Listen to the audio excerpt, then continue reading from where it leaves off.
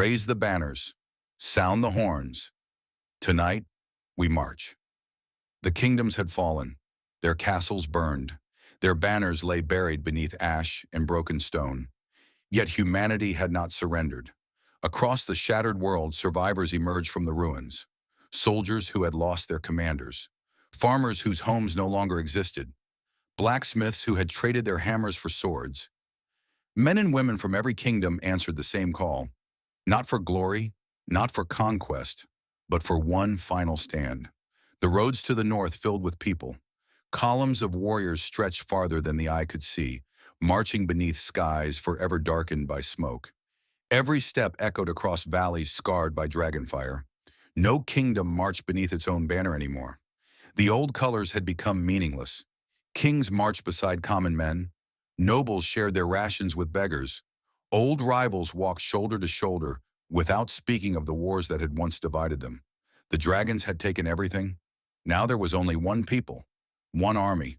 The blacksmiths worked day and night. Every remaining forge blazed with desperate purpose. Broken armor was repaired, blades were sharpened, spears were crafted from shattered gate beams and fallen banners. There would be no second chance. Every weapon forged might become the last one its owner would ever carry. War drums thundered across the mountains. Their rhythm rolled from valley to valley until it became the heartbeat of an entire generation. Boom, boom, boom.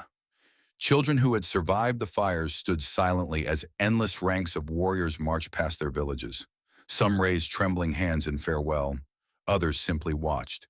They knew many of those faces would never return. Rain began to fall.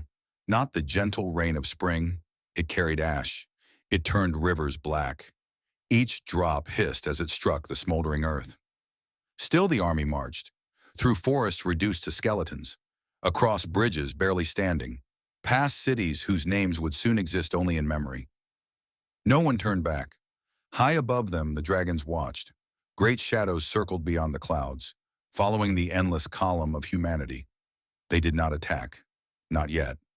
It was as though they wished to witness the courage of the race they had come to destroy. The silence between both armies became more terrifying than battle itself. Everyone knew what waited beyond the northern mountains. Everyone knew why they marched. No one spoke it aloud.